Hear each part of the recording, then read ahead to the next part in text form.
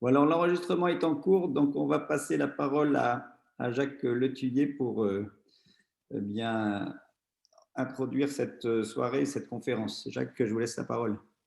Merci Grégoire. Bonsoir à toutes et à tous. Merci de votre présence en cette fin de journée pour notre webconférence Peut-on rendre obligatoire la prévention en santé publique à propos du passeport sanitaire? Nos deux structures organisatrices que sont l'Espace de réflexion éthique de Normandie et la Mutualité française de Normandie travaillent depuis plus d'un an ensemble pour réfléchir, partager les réflexions avec donc les personnes qui veulent bien les suivre. Et nous avons déjà travaillé sur les valeurs des données de santé. Nous avons aussi travaillé sur le médicament connecté. Et donc ce soir, nous allons nous intéresser donc à la prévention en santé publique.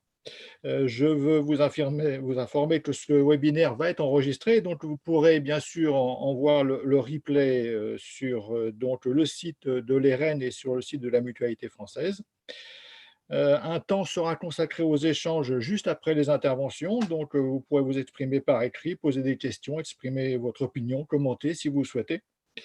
Nos intervenants de cette soirée, donc Monsieur Bernard Bacci, docteur de philosophie à l'Université de Genève. Monsieur Berti a été membre du CNRS de 1980 à 1996. Il a enseigné l'éthique fondamentale et les rapports entre philosophie et médecine à l'Institut d'éthique biomédicale et au département de philosophie de l'Université de Genève jusqu'en 2014. Il est membre du comité d'éthique à l'INSERM de Paris. Et puis le professeur Grégoire Moutel, professeur des universités, médecin, spécialiste clinique en endocrinologie et universitaire en éthique médicale, médecine légale et droit de la santé, membre de l'équipe INSERM 1086, membre Normandie Université, chef du service de médecine légale et droit de santé du CHU de Caen et directeur de l'espace de réflexion éthique de Normandie. Messieurs, je vous laisse la parole. Merci Jacques, et donc merci effectivement à l'ensemble des gens qui nous rejoignent avec, on va dire, les deux réseaux associés, hein, celui de la Mutualité française et celui de l'espace éthique. Alors je le dis parce que je l'avais déjà dit lors de nos événements présentiels, on est très heureux de cette alliance puisque la Mutualité française a, outre ses valeurs de solidarité et de protection des citoyens dans le domaine de la santé, pour mission de favoriser les débats publics autour des questions, voilà, d'éthique, de démocratie sanitaire, depuis très longtemps, hein, puisque c'est un mouvement citoyen qui porte ce débat social dans la société française.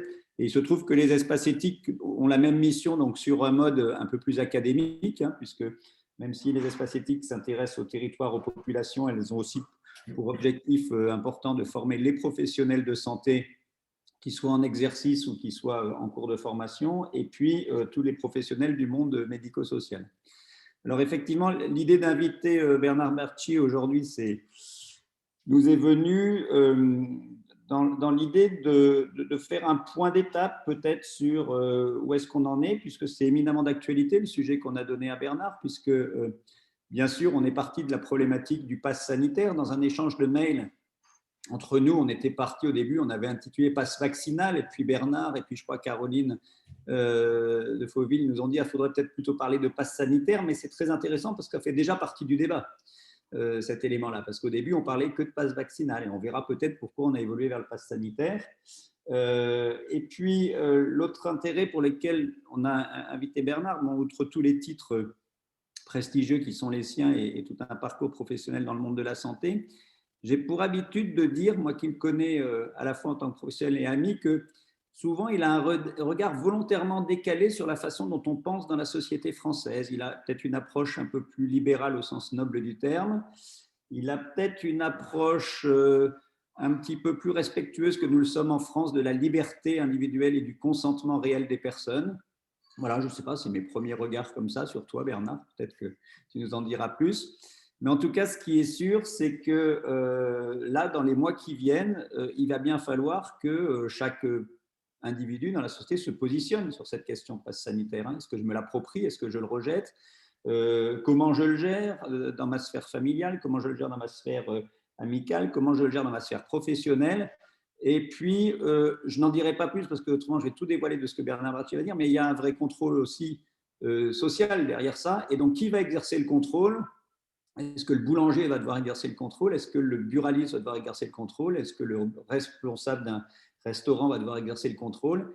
Et puis, que ferait-on en cas de personnes récalcitrantes? En fait, est-ce que donc on est dans un principe de responsabilité individuelle basé sur oui, l'autonomie du sujet qui va agir, on va dire, en conscience, ou est-ce qu'on va être dans une approche plus stigmatisante, plus policée, tournée vers la sanction? Je trouve que toutes ces questions d'introduction méritent débat. En tout cas, Bernard, on te cède la parole. Et puis à la fin, ben, il y aura un échange. Les gens sont invités à poser leurs questions en ligne. On relaiera les questions auxquelles on essayera de répondre et sur lesquelles on essaiera de rebondir. Donc encore une fois, un grand merci. Et je l'ai dit tout à l'heure, parce qu'il faut bien que je fasse la boutade, j'avais dit que je la ferais. Inviter un Suisse ce soir à parler aux Français dans une conférence, c'est quand même un grand challenge, puisque tout ça va se finir après à travers un match de football, même si certains sont pas des grands fans de ce genre de sport à la télévision. Mais en tout cas, Bernard, on te donne la parole. Salut. Merci, merci Grégoire pour cette introduction. Effectivement, donc, comme on en était convenu, je vais parler 30 à 40 minutes à peu près. Et puis ensuite, il y aura de la place, j'imagine, pour la discussion. Je vais partager mon écran parce que j'ai une petite présentation qui va permettre, voilà, attendez, je la mets en route. Est-ce que vous voyez? C'est bon pour vous? Parfait. Voilà, alors voilà donc effectivement le titre. Je vais développer les points suivants. Alors d'abord, une ou deux précisions conceptuelles. Ensuite, bon, comme Grégoire l'a bien dit, bon, moi je suis philosophe, donc évidemment je vais parler un peu de l'arrière-plan de toutes ces discussions sur santé publique, contrainte versus liberté. Donc vous montrer que ça recouvre deux types de conflits, conflits d'intérêts, conflits de droits. Et puis, j'élargirai un peu dans une réflexion sur le rôle des droits et des libertés dans les démocraties libérales, donc qui sont les pays dans lesquels nous vivons. Et poserai enfin la question de savoir si le passeport sanitaire constitue une discrimination ou non. Voilà un peu les 5 points que j'aimerais développer avec vous. Alors, quelques précisions d'abord, puisqu'il était question de santé publique notamment et de prévention. Alors bon, c'est des rappels un peu basiques, mais pour savoir de quoi on parle. Donc, comme vous le savez bien, la médecine, on peut diviser en 3 grands domaines, curative, préventive et prédictive. C'est la médecine préventive qui nous intéresse et qui comprend, outre toutes sortes de mesures, y compris des mesures d'hygiène, aussi les vaccins, évidemment quelque chose qui nous concerne aussi, puisque la question de l'obligation vaccinale se pose aussi, ou s'est posée et peut-être va se reposer. Et justement, Maurice Cloarec, dont j'ai mis une citation juste en dessous de mon petit schéma, dit que c'est surtout à partir du XXe siècle qu'il y a eu, que la médecine préventive s'est développée, notamment par les campagnes de vaccination sous l'égide de l'OMS, la plus connue étant la vaccination contre la variole, même si elle avait commencé déjà dès le XVIIIe siècle.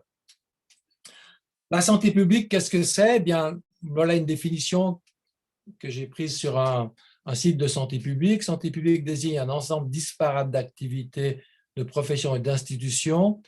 La similitude de ces activités est le point de vue de population à partir duquel on vise à l'amélioration, la conservation et le rétablissement de la santé des individus. On voit immédiatement que, évidemment, se joue dans la santé publique le rapport entre individu et population. On peut définir la santé publique donc comme la science et l'art de répondre aux besoins de santé de la population, mais population qui est faite d'un ensemble d'individus. C'est pourquoi Fred Paco avait, dans un article de la revue médicale suisse, dit ceci: le but de la médecine de santé publique est que chacun vive longtemps et en bonne santé, mourant tard d'une maladie survenant quelques heures avant le décès, mourir tard car il n'y a pas d'alternative souhaitable. Je crois même qu'il n'y a pour l'instant pas d'alternative du tout, et en bonne santé pour que la vie vaille la peine d'être vécue jusqu'à sa fin. Donc, vous voyez, si on en reste là, on a l'impression que la santé publique est au service de la santé de l'individu. Et d'une certaine manière, c'est vrai. Mais c'est plus complexe, évidemment, comme vous vous en doutez, parce qu'effectivement, la santé de l'individu et la santé publique peuvent aussi être en tension, comme on l'a vu lorsqu'il est question justement de vaccination, par exemple, ou peut-être aussi de passeport sanitaire. On l'oppose en général, il y a différentes façons de les opposer, mais comme l'intérêt privé peut s'opposer à l'intérêt public, comme le bien particulier peut s'opposer au bien commun. Alors là, bon, je ne vais pas rentrer beaucoup plus avant dans ces distinctions parce que ça devient vite assez compliqué. Enfin, je donnerai quand même une ou deux précisions, mais j'éviterai généralement le terme de bien commun qui est utilisé régulièrement par beaucoup de personnes sans qu'on sache très très bien de quoi il retourne. Je parlerai plutôt d'intérêt public où on voit, à mon avis, mieux de quoi il retourne. Mais juste pour vous montrer la complexité de la chose, on se rend compte immédiatement qu'il y a plusieurs conceptions possibles du bien commun et même de l'intérêt public. Une conception communautariste et une conception libérale. Dans la conception communautariste, j'ai mis une citation de Marx, la société se crée un organisme en vue de la défense de ses intérêts communs. L'idée, c'est que l'intérêt commun est supérieur à l'intérêt individuel et les englobe.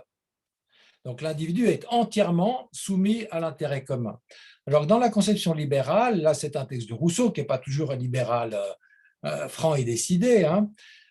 Il définit le bien commun comme ce qu'il y a de commun dans les différents intérêts qui forment le lien social. Donc là, vous voyez, c'est assez différent.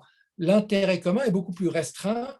C'est dans le fond le dénominateur, le plus petit commun dénominateur de tous les citoyens.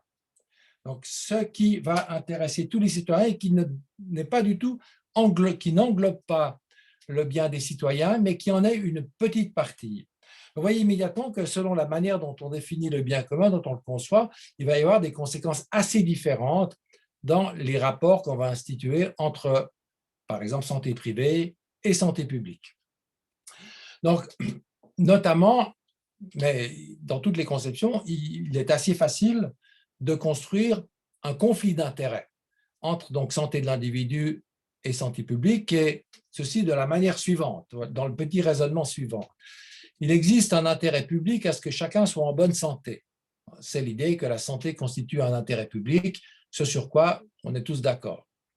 Du point de vue de la société, la santé de chacun vaut en tant que partie de la santé de la population. D'où l'exemple, par exemple, dans la vaccination, c'est assez clair, on vaccine la population, notamment, et ça va permettre à chacun d'être en bonne santé, à quelques exceptions près, bien entendu. Le point important, c'est que le tout prime sur la partie. Et par conséquent, du point de vue de la société, l'intérêt que j'ai pour ma santé est subordonné à l'intérêt public pour la santé de la population. Il est donc possible que survienne un conflit entre ces deux intérêts, la santé de l'individu et la santé de la population. Et c'est notamment une possibilité lors de la vaccination, puisqu'effectivement, quand une vaccination fait courir un risque à la personne qui est vaccinée, eh bien, il y a un conflit entre ces deux choses. C'est particulièrement visible dans d'anciennes vaccinations, notamment l'inoculation contre la variole, qui causait une mortalité de 2% chez les personnes qui se faisaient, c'était pas vacciné à l'époque, inoculé, mais qui était quand même promue pour des intérêts de santé publique. Et donc, la prévention, dans cette optique-là du conflit d'intérêts et dans l'idée que le tout l'emporte sur la partie, la prévention peut être obligatoire. Puisque la santé est un intérêt public, l'État a le devoir de s'en soucier et de prendre des mesures à cet effet qui peuvent être incitatives ou obligatoires.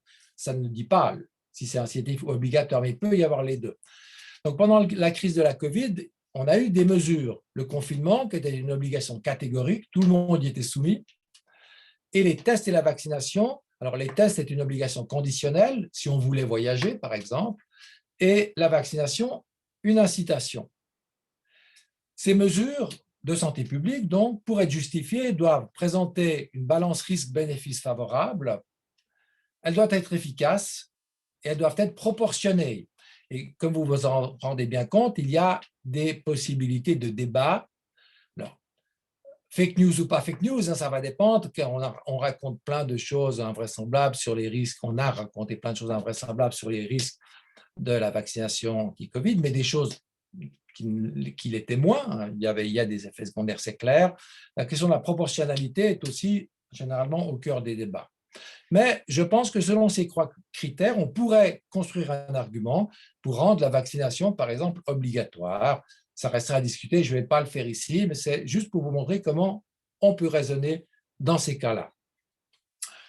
Alors, quand les mesures sont incitatives, évidemment, il peut y avoir des obstacles à l'observance et l'obligation a un avantage en tout cas, elle permet de surmonter des obstacles à l'observance. Il y a deux obstacles à l'observance que j'ai mis sous ces rubriques-là. La première, c'est l'irrationalité humaine et la deuxième, c'est la rationalité instrumentale.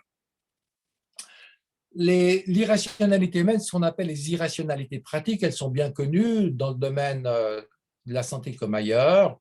Il y a d'abord prendre ses désirs pour des réalités lorsqu'on affirme plus que ce que l'on sait, se tromper soi-même lorsqu'on affirme le contraire de ce que l'on sait, ou le déni lorsqu'on perd entièrement de vue la vérité. Un exemple de déni, c'est de dire que la Covid n'existait pas, par exemple. Il peut y avoir différents types d'irrationalité qui vont faire, à laquelle on est tous plus ou moins soumis. Ce n'est pas du tout pour dire qu'il y a des gens rationnels et des gens irrationnels. On est tous soumis à ce type d'irrationalité. Et il est clair que c'est quelque chose qui va contre l'efficacité des incitations, parce qu'on a des raisons plus ou moins bonnes de ne pas suivre les incitatifs, parce qu'on n'y croit pas, parce qu'on pense que ça ne nous concerne pas. Si je me nourris correctement, je ne peux pas tomber malade. Enfin, il y a de multiples biais que l'on peut formuler de cette manière-là. Et c'est intéressant de voir que ce n'est pas nouveau tout ça concernant la vaccination. Voilà un texte de Voltaire, un texte du XVIIIe siècle que je vous soumets juste pour illustrer cela. On dit doucement dans l'Europe chrétienne que les Anglais sont des fous et des enragés. Des fous parce qu'ils donnent la petite vérole à leurs enfants pour les empêcher de l'avoir. Donc les Anglais étaient pro-vaccination. La petite vérole, c'est la variole, comme vous savez. Des enragés parce qu'ils communiquent de gaieté de cœur à ces enfants une maladie certaine et affreuse dans la vue de prévenir un mal incertain. Les Anglais, de leur côté, disent « Les autres Européens sont des lâches et des dénaturés. Ils sont lâches en ce qu'ils craignent de faire un peu de mal à leurs enfants, dénaturés en ce qu'ils les exposent à mourir un jour de la petite vérole. » Vous voyez que ces débats ne sont pas nouveaux. Ils étaient déjà là au XVIIIe siècle. Et dans le fond, ils continuent avec des formes un petit peu différentes et avec des arguments plus ou moins bons des deux côtés. Parce qu'il est clair que, concernant ces questions de la vaccination, on a des biais, comme j'ai dit, notamment un biais cognitif. Et notamment, on est très sensible aux gens qui sont vaccinés mais qui tombent quand même malades. C'est les seuls qui sont véritablement visibles. Et je ne sais pas si vous avez suivi les débats concernant notamment la résurgence, l'augmentation des cas en Israël. La première question qui se pose immédiatement, mais est-ce que les gens qui sont tombés malades avaient été vaccinés ou pas? Et s'ils sont vaccinés, évidemment, c'est un argument assez fort contre la vaccination, enfin qui paraît assez fort. Mais en fait, c'est un biais. Parce que, bien sûr, il y a des vaccinés qui tombent malades, c'est ce qu'on voit. On ne voit pas, par contre, ceux qui ne tombent pas malades. Et d'où le biais. Ça, c'était pour l'irrationalité. Donc, j'ai illustré en gros, je veux dire, simplement pour montrer les types de problèmes qui se posent et que l'obligation pourrait passer outre, pourrait permettre d'éviter, puisque si on rend obligatoire et que l'obligation est efficace, enfin, qu'on soit plus ou moins rationnel, plus ou moins irrationnel, n'a pas d'importance. On sort quand même aussi un deuxième problème qui est la rationalité instrumentale et un fameux dilemme des vaccinés. Il y a 4, c'est une variante de ce qu'on appelle les dilemmes des prisonniers. Il y a 4 possibilités, soit je me fais vacciner, soit je ne me fais pas vacciner, soit les autres ne se font pas vacciner, soit les autres se font vacciner. Et il est clair que ça se comprend très vite, si les autres se font vacciner, j'ai un intérêt à ne pas me faire vacciner parce que je bénéficierai du vaccin de tous sans prendre le moindre risque. Voilà, c'est quelque chose qui est bien connu dans ce qu'on appelle la rationalité instrumentale et qui se multiplie encore quand il s'agit des enfants, puisque les parents, on va en parler sans doute de la vaccination des enfants dans les semaines, voire les mois qui vont venir. Les parents ont un devoir, il n'y a pas besoin de leur rappeler d'ailleurs en général, ils ont quasiment un instinct pour protéger leurs enfants. Il est clair qu'exposer ces enfants à un risque, même minime, pour un bienfait qui, du point de vue de la santé personnelle, est faible, même s'il est plus important du point de vue de la santé publique, pose un dilemme aux parents. Et c'est pourquoi, si on veut éviter ce dilemme, le meilleur moyen, c'est de rendre la vaccination des enfants obligatoire. Donc, vous voyez qu'il y a des conflits d'intérêts, parler d'intérêts jusqu'à maintenant, entre la santé publique, en tout cas des conflits possibles entre la santé publique et la santé individuelle, et que l'obligation est un moyen d'éviter ce conflit, mais peut-être au prix d'un autre conflit, qui est un conflit de droit, un conflit de liberté, c'est les libertés individuelles en rapport à la santé publique. Donc, je rappelle d'abord très rapidement qu'il y a deux types de droits, on les confond malheureusement un peu souvent. Les droits libertés sont les libertés fondamentales, qu'on appelle les droits négatifs, comme la liberté de conscience, la liberté d'expression, qui impliquent de la part d'autrui, et notamment de l'État, un devoir de non-interférence. L'État n'a pas le droit de m'empêcher de m'exprimer. Il y a des limites, bien entendu, comme pour tous les droits. Et il faut distinguer ces droits des droits créances, qui sont des droits positifs, où l'État ou autrui a un devoir d'assistance. Par exemple, le droit à la santé implique que l'État a le devoir de me fournir des soins. Là, ce dont il est question, ce sont les droits libertés, c'est les droits de l'individu. Et la question qui va se poser, c'est est-ce que les libertés individuelles impliquent ici, de la part de l'État, un devoir de non-interférence, c'est-à-dire un devoir de ne pas rendre obligatoire notamment. Pour les incitations, on peut en discuter. Donc, la liberté est très importante dans notre tradition. Et je vous donne trois auteurs. Alors, la liberté ou les libertés, je ne vais pas faire ces distinctions ici, parce qu'on tombe vite dans des considérations qui nous mèneraient extrêmement loin, mais juste trois citations de trois maîtres à penser, si je peux dire, de l'Occident. Le premier, c'est Thomas d'Aquin, qui nous dit ceci: les substances raisonnables, c'est-à-dire les êtres humains comme vous et moi, ont la maîtrise de leurs actes. Elles ne sont pas simplement agies comme les autres, elles agissent par elles-mêmes. Agir par soi-même, c'est une des définitions même de la liberté. On agit sans être contraint par autrui. Thomas d'Aquin, donc on pourrait dire le père de l'éthique catholique. John Locke, qui peut être considéré comme le père de l'éthique libérale. Libérale, c'est-à-dire l'éthique des droits de l'homme. La liberté de conscience, dit-il, est ce en quoi résident nos dignités d'homme et qui, si on pouvait la contraindre, ferait de nous des créatures très peu différentes des bêtes brutes. Alors, les animaux sont mieux traités de nos jours, mais on comprend bien quel est le sens de l'opposition. Et enfin, Emmanuel Kant, qui est l'auteur, le philosophe de l'éthique qui est le plus souvent cité de nos jours. La personnalité morale, dit-il, n'est rien d'autre que la liberté d'un être raisonnable sous des lois morales. Donc, la liberté est fondamentale, mais la liberté alors implique pour lui aussi le fait de se donner des lois, et c'est ce qui va peut-être compliquer un peu l'affaire. Mais personne ne va nier l'importance de la liberté. Mais à partir de là, on voit aussi qu'effectivement, on peut construire très rapidement un conflit de droits dans cette question de santé publique. Les trois premières prémices rappellent ce que je viens de vous dire auparavant. Il existe un intérêt public à ce que chacun soit en bonne santé. Par conséquent, l'intérêt que j'ai pour ma santé est subordonné à l'intérêt public pour la santé de la population. Il est donc possible que je revienne un conflit entre ces deux intérêts, santé de l'individu, santé de la population. Ça, c'est ce qu'on avait vu auparavant.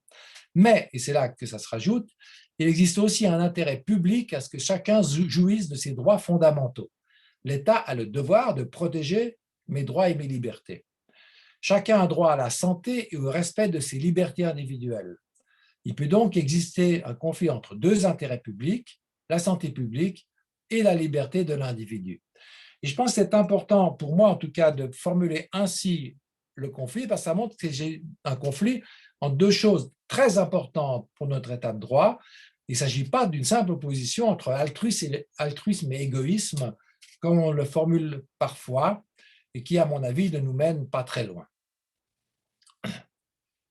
Bien, alors, c'est un conflit de droit, on pourrait dire aussi c'est un conflit de volonté, et là je vous donne juste une citation de Rousseau pour l'illustrer. Le souverain, c'est-à-dire l'ensemble des citoyens, n'étant formé que des particuliers qui le composent, n'a ni ne peut avoir d'intérêt contraire au leur. Sur le principe, il y a coïncidence entre l'intérêt du peuple et l'intérêt de l'individu. Mais chaque individu peut, comme homme, avoir une volonté particulière, contraire ou dissemblable à la volonté générale qu'il a comme citoyen. sorte de schizophrénie dans l'individu qui est à la fois citoyen et à la fois un individu qui peut ne pas être d'accord avec la partie citoyenne en lui. Son intérêt particulier peut lui parler tout autrement que l'intérêt commun, comme on l'a vu déjà. Alors, à ce conflit, il y a deux réponses possibles. Il y a la réponse qu'on pourrait appeler libertaire, qui consiste à dire que la seule raison légitime que puisse avoir une communauté pour user de la force contre ses semblables est de l'empêcher de nuire aux autres. Sur lui-même et sur son corps et son esprit, l'individu est souverain.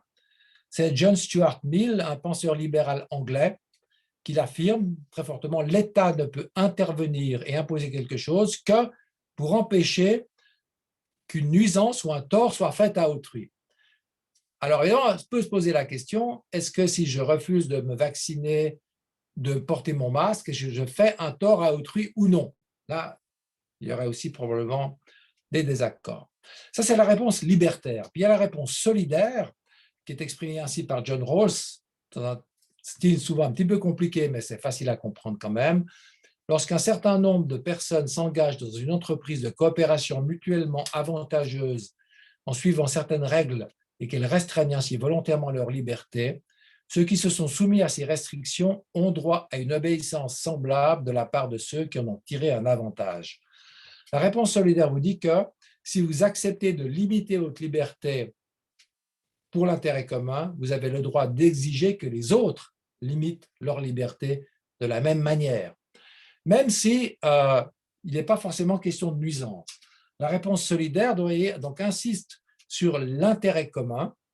Certes, il y a un intérêt commun à défendre les libertés individuelles, mais ce n'est pas le seul.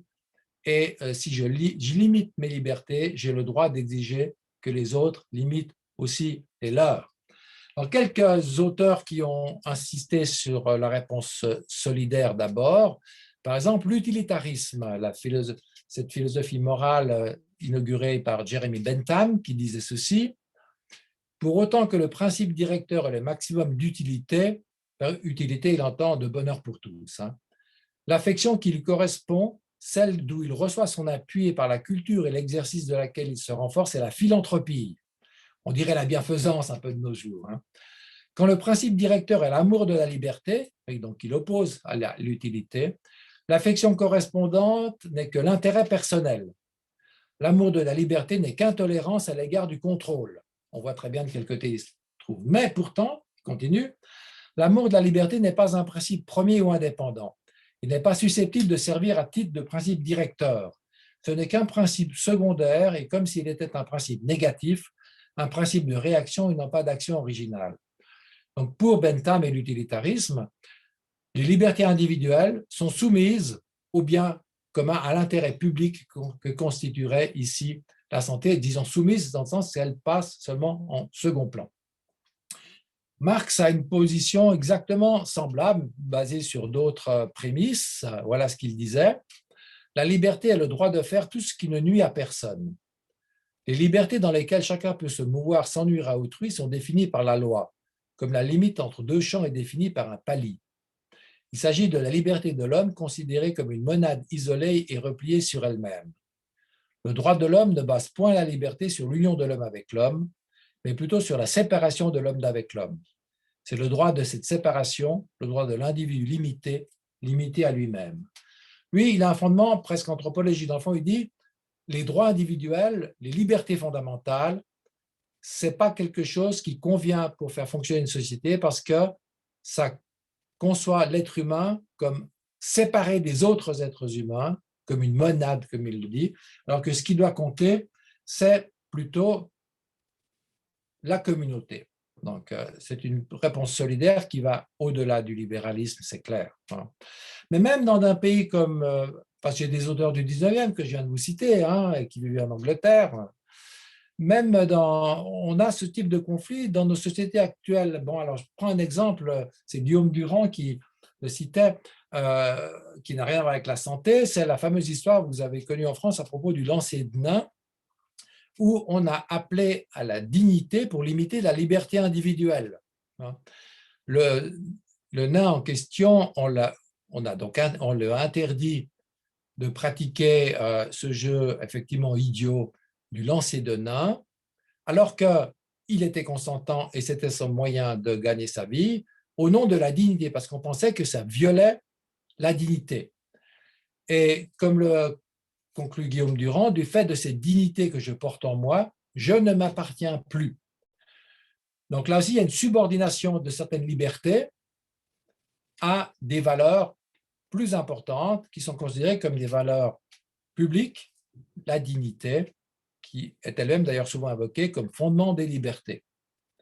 Mais si on a, oui, donc si on regarde cette réponse solidaire, la réponse solidaire, disons, se converge dans une réponse, l'État peut rendre une vaccination obligatoire parce que l'intérêt public constitué par l'exercice des libertés peut être subordonné à l'intérêt que constitue la santé publique. Donc, pour la réponse solidaire, la situation du conflit de droit, en fond, débouche sur la même solution que la situation sur le conflit des intérêts. L'État a le droit d'agir si, bien entendu, c'est efficace, c'est proportionnel, etc. Mais il y a aussi une réponse libertaire, parce que là, c'était la réponse solidaire, mais la plus extrême, si on peut dire, c'est l'argument volontariste pur qui se base sur une analogie. On est tous d'accord sur ce qui est écrit à gauche. Toute personne a le droit d'adhérer à la croyance religieuse de son choix, tant qu'il ne fait de tort à personne, quelque absurde et immorale qu'elle paraisse aux yeux des autres. Mais donc, ceci, c'est la base de la liberté de croyance. Enfin, c'est une façon de la formuler. Et si on peut l'appliquer telle quelle à la vaccination. Toute personne a le droit d'adhérer à la croyance vaccinale de son choix, tant qu'il ne fait de tort à personne, quelque absurde et immorale qu'elle paraisse aux yeux des autres. Et donc, vous voyez, pour la réponse libertaire, l'État n'est pas habilité à rendre une vaccination obligatoire parce que l'intérêt public constitué par l'exercice des libertés ne veut pas être subordonné à l'intérêt que constitue la santé publique. Vous voyez qu'il y a deux réponses possibles au niveau du conflit de droit. D'abord, la question qui se pose maintenant, c'est de savoir comment ça se passe dans nos sociétés, quelle est la bonne conception des choses. Alors, évidemment, il y a débat, sinon on n'en discuterait même pas. Mais il y a quand même un certain nombre de jalons, je crois, qu'on peut mettre en route et qu'on peut mettre sur la table. D'abord, il faut rappeler, c'est un cadre général, qu'il y a trois grandes conceptions politiques. Le libéralisme, le perfectionnisme et le communautarisme. C'est très simple à comprendre au niveau des principes. Évidemment, ça se complique si on rentre dans les détails. Pour le libéralisme et le perfectionnisme, l'individu a une certaine priorité par rapport à la communauté politique. Alors que pour le communautarisme, la communauté politique a une certaine priorité par rapport à l'individu. Donc, priorité de l'individu versus priorité de la communauté. Mais ça, c'est sur le plan de la communauté. Maintenant, sur le plan des valeurs ou des conceptions du bien, comme on les appelle. Pour le libéralisme, l'État doit respecter les libertés individuelles et ne promouvoir aucune conception particulière du bien. L'État n'a pas à protéger autre chose que les libertés de l'individu. Pour le perfectionnisme, l'État doit promouvoir une conception particulière du bien, généralement les libertés, c'est clair, mais pas uniquement. Pensez en France au discours sur les valeurs de la République. Les valeurs de la République débordent les libertés individuelles. La France est donc un État perfectionniste. Mais contrairement au communautarisme, qui lui pense que l'État doit promouvoir une conception communautaire du bien, ce n'est pas le cas dans le perfectionnisme, en tout cas de type français, où la première des choses à promouvoir, ce sont les droits de l'homme, c'est-à-dire des droits qui impliquent des libertés individuelles. Donc, les démocraties libérales sont en fait ces deux formes de conception politique, libérale et perfectionniste. Et pour toutes les deux, les libertés jouent un rôle fondamental, mais évidemment plus ou moins central. Alors, à quoi servent les libertés dans les démocraties libérales? Eh bien, elles servent à protéger l'individu contre des interventions intempestives de la part, par exemple, des médecins dans le domaine médical, de la part de l'État ou de la part d'autrui.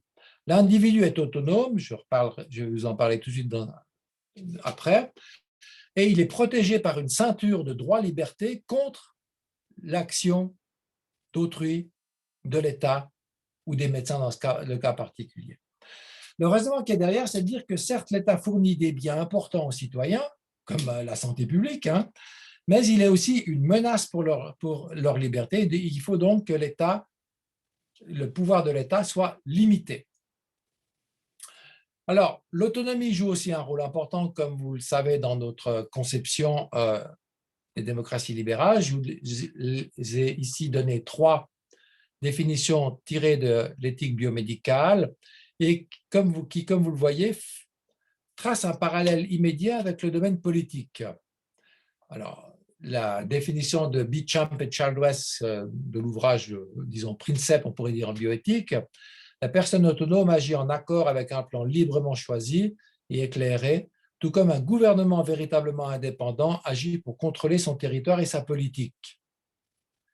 Loren Lomaski, qui est un juriste, chaque personne possède une sorte de souveraineté sur sa propre vie et cette souveraineté exige qu'il soit accordé à la personne une zone d'activité protégée dans laquelle elle soit libre de tout empiètement de la part des autres, y compris l'État, bien entendu.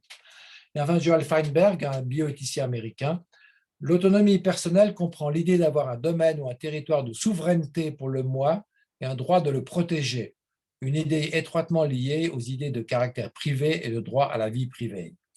Alors, j'ai cité 3 auteurs américains, ce n'est pas tout à fait par hasard, c'est parce qu'ils insistent très très fortement sur l'autonomie et sur la liberté. Bien, donc la liberté de chacun est importante, mais évidemment cette liberté est limitée. Et on peut aussi citer des auteurs classiques, ici de nouveau Jean-Jacques Rousseau. Ce que l'homme perd par le contrat social, donc ce que l'homme perd quand il rentre en société, c'est sa liberté naturelle. Ce qu'il gagne, c'est la liberté civile et la propriété de tout ce qu'il possède. Pour ne pas se tromper dans ces compensations, il faut bien distinguer la liberté naturelle qui n'a pour borne que les forces de l'individu de la liberté civile qui est limitée par la volonté générale. Nos libertés sont limitées dès que nous vivons en société. Il rajoute ensuite de la liberté morale, mais je m'arrête ici. Donc, la liberté individuelle est limitée, mais l'État a aussi des pouvoirs limités.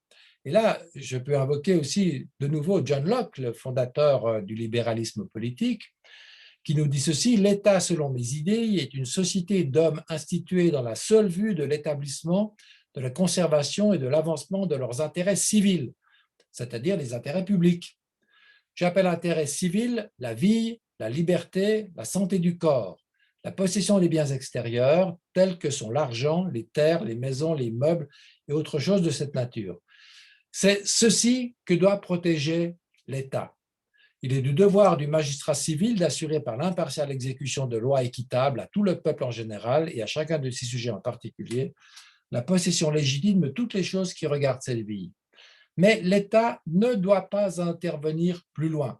Par contre, comme vous le voyez, dès le départ, dès le XVIIe siècle, l'État doit intervenir pour la liberté et la santé des individus. Donc, vous voyez tout de suite pourquoi il y a dilemme, pourquoi il y a difficulté. On a des intérêts publics qui doivent être protégés par l'État, mais qui peuvent entrer en conflit. Et en conclusion, on le voit bien dans tous les débats qui ont eu lieu depuis que la Covid nous empoisonne la vie. Il y a un conflit entre intérêt privé et intérêt public, entre liberté individuelle et pouvoir de l'État, et il y a toute une panoplie de possibilités de balance entre le pouvoir de l'État et les libertés individuelles. Les 2 extrêmes seraient du côté de l'anarchie où il n'y a pas d'État, le totalitarisme où l'individu est complètement subordonné à l'État, mais toutes nos démocraties se sont trouvées un peu entre les deux. Alors bon, j'ai mis 3 choses comme ça, bon, on pourrait discuter, mais la France a été relativement restrictive en Europe, l'Allemagne moins et la Suisse encore un peu moins. Pour les Anglais, c'est un peu plus compliqué. Je pense qu'ils sont du côté de la Suisse, voire de l'Allemagne, ça a dépendu des moments. Il faudrait faire une analyse fine, bien sûr. C'est juste une grossière évaluation pour dire qu'effectivement, dans les démocraties libérales, dans le fond, il est normal, vu la difficulté du dilemme, que les solutions aient été variables. La difficulté du dilemme est l'inconnu dans lequel on se trouvait, bien entendu. Et on peut citer John Rawls pour montrer que c'est une situation tout à fait normale lorsqu'il nous disait que le libéralisme politique part de l'hypothèse que d'un point de vue politique, l'existence d'une pluralité de doctrines raisonnables mais incompatibles entre elles est le résultat normal de l'exercice de la raison humaine dans le cadre des institutions libres d'un régime démocratique constitutionnel.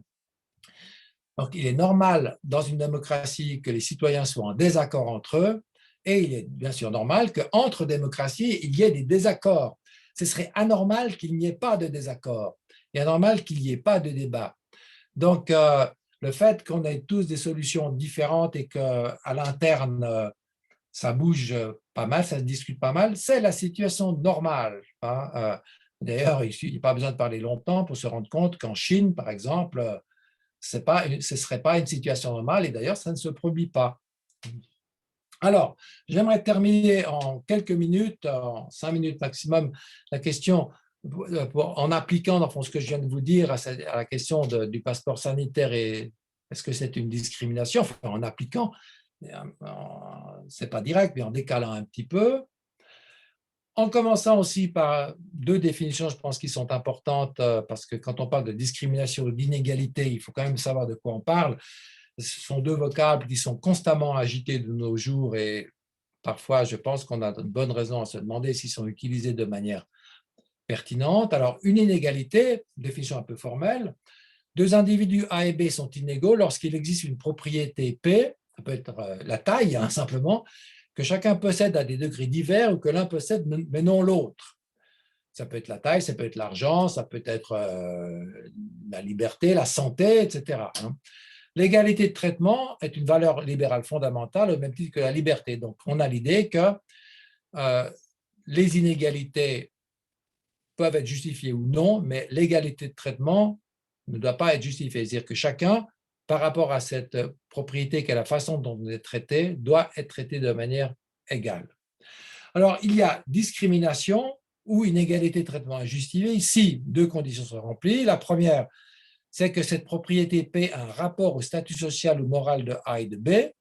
Par exemple, c'est le fait de trouver un emploi, avoir un emploi joue un rôle important par rapport au statut social ou moral de A et de B, et que, c'est le point essentiel, la propriété P par rapport à laquelle A et B sont inégaux n'a aucune pertinence dans le contexte considéré. Par exemple, si le genre n'a aucune pertinence par rapport au fait de bénéficier d'une liberté ou même de trouver un emploi. Mon exemple peut-être pas très bon avant. Si on prend l'exemple du genre, de nouveau, c'est plutôt celle-ci que j'aurais dû envisager comme propriété. Elle a bien sûr un rapport au statut social ou moral des personnes, même si on peut le regretter, mais ça n'est pas pertinent par rapport au fait de trouver un emploi, au fait de trouver un appartement, au fait d'exercer des droits politiques ou autres. Donc, pour qu'il y ait des discriminations, il faut que le critère choisi soit non pertinent. C'est ça qui joue un rôle important. Donc, si on applique ça au point de vue du passeport vaccinal, ça donne en gros ceci. Le passeport vaccinal prend en compte, vous voyez, désolé pour mon lapsus, je voulais parler du passeport sanitaire, mais voilà, je pense que Grégoire va commenter là-dessus. Le passeport sanitaire prend en compte 3 propriétés possibles: être vacciné, être guéri de la COVID et être négatif à un test validé. Ces 3 propriétés sont pertinentes par rapport au contexte de pandémie. Il est loisible à tout le monde d'acquérir l'une de ces propriétés. On peut se faire vacciner, on peut être guéri, ça c'est plus ou moins loisible, mais disons, on peut être négatif à un test validé. Donc, dans la mesure où ces propriétés sont pertinentes et que tout le monde a le loisir de satisfaire à l'une des 3, eh bien, le passeport vaccinal ne constitue pas une discrimination, même s'il limite la liberté de chacun. Alors, il faut encore s'assurer que cette limitation est proportionnée, et je pense qu'elle l'est. Elle est comparable de certaine manière à l'exigence de passer son permis de conduire pour circuler sur la voie publique, qui est aussi une limite de la liberté. Et cette limitation, en tant plus temporaire, elle devrait contribuer à restaurer une liberté pleine et entière de chacun. Et je pense pour toutes ces raisons, le passeport sanitaire ne peut pas être considéré comme une discrimination. Et sur cette conclusion que vous partagerez ou pas, je termine mon exposé. Merci pour votre attention.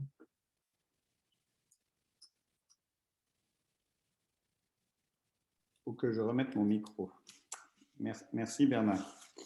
Alors, je pense qu'on va faire tourner les questions. Alors, un grand merci, parce que comme je disais en introduction, voilà, tu nous obliges à réfléchir en dehors des sentiers battus. Alors, je ne dirais pas qu'il y a quelques sentiers battus un peu réducteurs en France, mais quand même, je ne sais pas si c'est notre côté gaulois, mais globalement, la question de la privation de liberté dans le pass vaccinal a suscité un certain débat en disant c'est un contrôle, c'est une infraction à ma liberté d'agir, à ma liberté d'action, à ma liberté de circuler. Et les mêmes qui disaient ça, dans le même temps, semblaient avoir oublié que pendant un an et demi, des personnes avaient été confinées, enfermées dans les EHPAD. C'est-à-dire qu'il y a aussi un élément intéressant, c'est quelle liberté est-on prêt à perdre pour finalement en maintenir une autre. Alors c'est vrai que c'est une question un peu étonnante, mais c'est un peu ça aussi que pose la crise qu'on vient de voir. Alors après, tu m'as un peu interpellé sur la question, sur notre espèce de jeu de mots entre passeport vaccinal et passeport sanitaire. Ben, c'est bien parce qu'effectivement, comme je le disais, pour ceux qui ne le savent pas, je suis souvent en lien avec le Comité national d'éthique et on était parti au Comité national d'éthique en lien avec les espaces éthiques à travailler sur le passeport vaccinal. Et puis très rapidement, on s'est dit, ah oui, mais si on travaille là-dessus, ça veut dire que déjà, on fait un choix. On fait un choix qui consiste à dire que finalement, on va quelque part vers l'obligation vaccinale. À titre personnel, pour être très clair, j'aime bien dire ce que je pense. Moi, je ne suis pas un opposé à l'obligation vaccinale. Mais il n'empêche que, comme on n'a pas voulu faire ce choix-là, on s'est dit, on va transformer ça en passeport sanitaire. Et là, ce qui est très marrant, c'est que les concepts philosophiques sont venus s'entrechoquer avec les concepts scientifiques. On a dit, ah oui, mais qu'est-ce qu'on va y mettre dans ce passeport sanitaire pour préserver quand même le fait que des gens ne se feront pas vacciner? Et là, on a dit, bon, on y mettra les tests, on y mettra le fait que vous avez déjà eu le Covid, mais de manière très étonnante, on va donc y mettre plus de données individuelles et plus d'éléments de contrôle de sa vie privée. Parce que, par exemple, le fait d'avoir le Covid, on sait que ce n'est pas anodin en termes assurantiels, en termes de séquelles ou d'autres. Enfin bref, et donc, on est, je trouve, dans cette période en pleine irrationalité. Je sais pas, je trouve qu'on ne sait plus tellement quelle ligne tenir. Autre point, quand tu nous as rappelé quand même alors des approches, c'est marrant de voir que Marx est aussi un défenseur des libertés individuelles, parce que finalement, ce n'est pas la représentation que certains en ont, en tout cas ceux qui ne lisent pas autant que toi. Quand tu nous as rappelé que un État était là aussi finalement dans une contrainte entre privation de liberté et préservation de liberté, c'est bien ça qu'aujourd'hui l'État propose dans le pass sanitaire. Il propose finalement de quelque part contrôler des individus, mais pour leur redonner de la liberté. Et je trouve que ça, je ne sais pas ce que tu en penses, ce serait ma première question, c'est assez novateur. On a toujours été habitué sur le fait que l'État contrôlerait les individus pour les priver de liberté, avec la visiosurveillance, avec les contrôles policiers, avec les contrôles aux frontières. Et là, entendre dire dans le débat public qu'un État contrôlerait les individus pour leur restaurer une liberté, voilà, je trouve que c'est un petit élément aussi un peu novateur dans ton cheminement. Donc peut-être qu'avant de prendre les questions des gens en ligne, qu'est-ce que tu en penses de cette question finalement d'un contrôle qui serait libérateur plutôt que d'un contrôle qui serait privatif? Mais je pense que c'est la situation de base avec nos États démocratiques libéraux. La police qui limite nos libertés est en même temps une condition nécessaire à l'exercice de la liberté de chacun, puisque sans ordre public, on peut… Alors, au XVIIe siècle, ils étaient surtout obnubilés par la disposition de sa propriété privée, de la propriété privée, parce que c'était ça qui était mis en danger par la royauté notamment. Il n'y a pas de propriété privée garantie sans police, d'une certaine manière. Donc, on ne peut pas jouir de ses biens sans en être assuré. Donc, c'est une situation de base que, dans le fond, et que Rousseau, je crois, avait bien conceptualisé. On accepte de transférer une partie de sa liberté à l'État, ce qu'il appelle la volonté générale, pour pouvoir mieux jouir de la liberté qui nous reste. Donc ça, c'est, je crois, quelque chose de fondamental. Maintenant, dans la question du passeport vaccinal et autres, on se rend compte que les libertés elles-mêmes, j'en ai pas parlé, mais les libertés elles-mêmes peuvent se heurter. C'est-à-dire que la liberté, on voit, la liberté d'expression que j'ai peut évidemment entrer en conflit avec la liberté d'autrui de protection de la vie privée. C'est des situations qui sont absolument constantes et je pense que si la crise de la Covid pouvait nous faire prendre conscience que dans le fond, on est toujours dans le jeu de balance, d'interaction et de sacrifice pour gagner, ce qui implique un sacrifice, ça nous aurait ouvert les yeux sur ce qui constitue le fond de la vie dans nos sociétés modernes.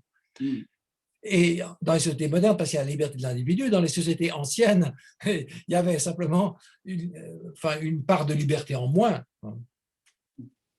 Alors, on va prendre une question. Alors, j'essaie de la traduire. Je ne sais pas, Stéphanie, vous pouvez intervenir si vous voulez, mais il y a quelqu'un qui aurait posé la question, peut-on être sûr d'exposer nos enfants à des risques en cas de non-vaccination?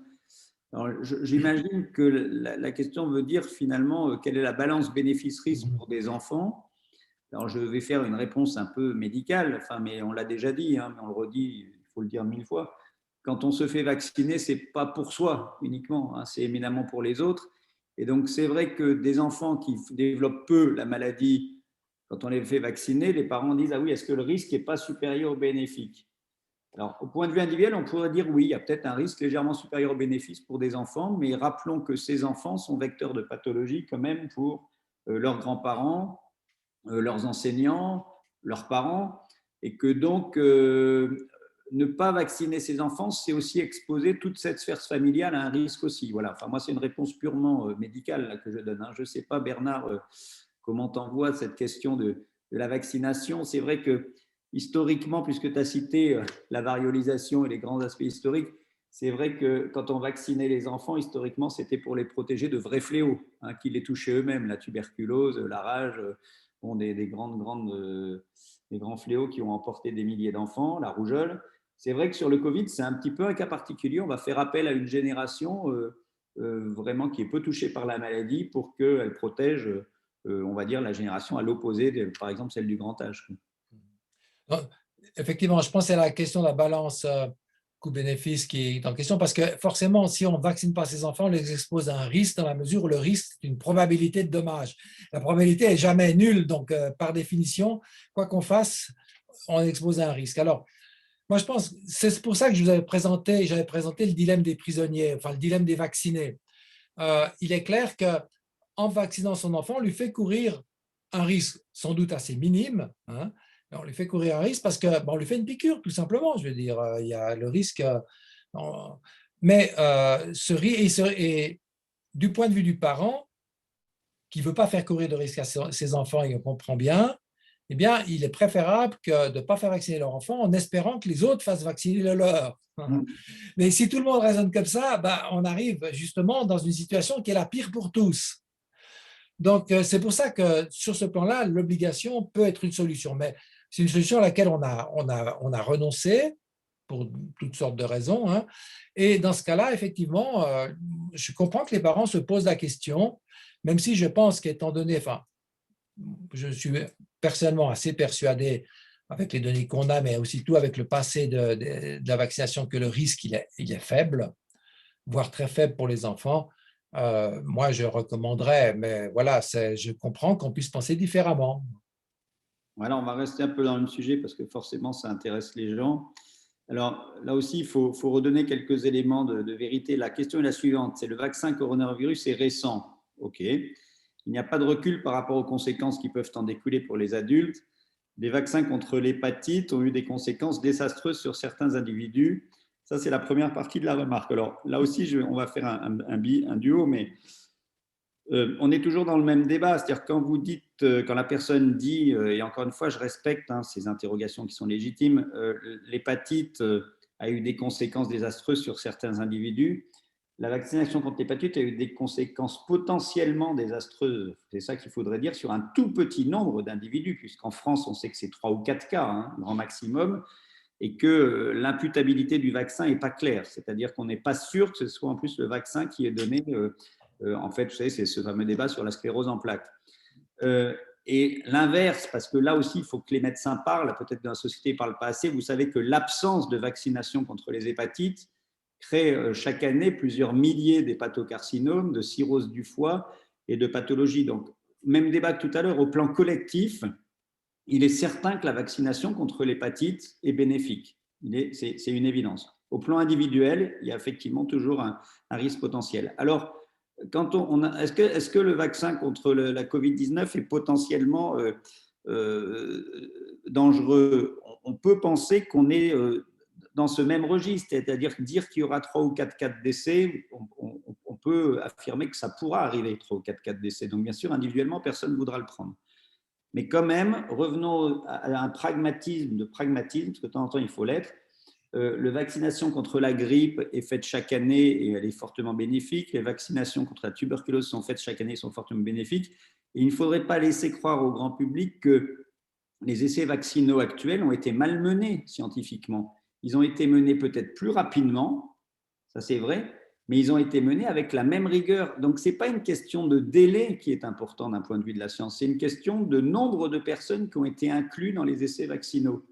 Et donc, le nombre de personnes incluses dans les essais vaccinaux sur la Covid-19 a même été supérieur historiquement à ce qu'on a fait dans d'autres vaccins. Donc, je comprends qu'il y ait cette question qui se pose. Alors, bien sûr, le médecin fait peut-être du scientisme, il faut faire attention. Mais sachez que les essais vaccinaux de la Covid-19 ont certainement ceux qui ont été le plus solides en termes de nombre de personnes incluses. Et je rajouterai qu'aujourd'hui, mine de rien, on a 1 an de recul et qu'1 an de recul avec une population de plusieurs millions de personnes vaccinées, d'un point de vue scientifique, ça fait une base très fiable. Voilà. Alors après, je respecterai toujours ceux qui ne veulent pas se faire vacciner, mais en tout cas, l'appréhension du risque, c'est comme ça qu'il faut la savoir. Alors après, on va demander le regard philosophique à Bernard. Moi, je fais modestement de la médecine, mais bien sûr, après, on ne va pas pouvoir forcément toujours être dans la raison scientifique, puisque en plus, la science se trompe de temps en temps. Oui, moi je pense qu'on peut rajouter à ce que tu dis. Reprenons la question de la variole, parce que c'est une maladie qui tuait quand même plus de 10% de la population, on ne se rend plus compte maintenant. Et le vaccin tuait aussi un peu, enfin l'inoculation, puisque là c'est quand on inoculait le virus. Mais le mathématicien, je crois que c'est Andy Bernoulli, Daniel, je crois, avait fait le calcul pour montrer qu'effectivement, bon, ce vaccin a tué plusieurs milliers d'enfants, mais a sauvé la vie de plusieurs millions d'enfants. C'était le ratio de l'époque. Alors, c'est vrai que si vous perdiez votre enfant, le drame était complet. Ça vous faisait, c'était pas une consolation de savoir que les enfants des autres étaient sauvés. Et on est exactement dans le dilemme du rapport entre la santé publique et la santé, et la santé individuelle. Alors, le vaccin actuel, comme tu le dis bien, enfin, évidemment, il n'a pas, et tous les vaccins qui ont été développés depuis la vaccine, justement, n'ont pas du tout ce risque-là. Bon, il y a eu la discussion autour de l'AstraZeneca qui était un peu dans le fond la même, puisque ce vaccin a provoqué des accidents graves et des décès, quelques-uns. Et on a immédiatement vu qu'un rejet de la part de la population, parce qu'évidemment, la population, chaque individu raisonne en termes de sa santé personnelle et celle de sa famille, pas en termes de santé publique. Et c'est ce qui fait, bien entendu, la difficulté. Je crois qu'il y a là un vrai dilemme dont on peut sortir par l'obligation, on a vu, dont on peut aussi sortir en essayant d'expliquer, mais l'explication ne va pas empêcher le fait qu'un accident est toujours possible et il pourrait me toucher moi-même ou toucher un de mes enfants. Et évidemment, notamment pour les enfants, pour un parent, c'est quelque chose c'est un drame majeur, bien entendu.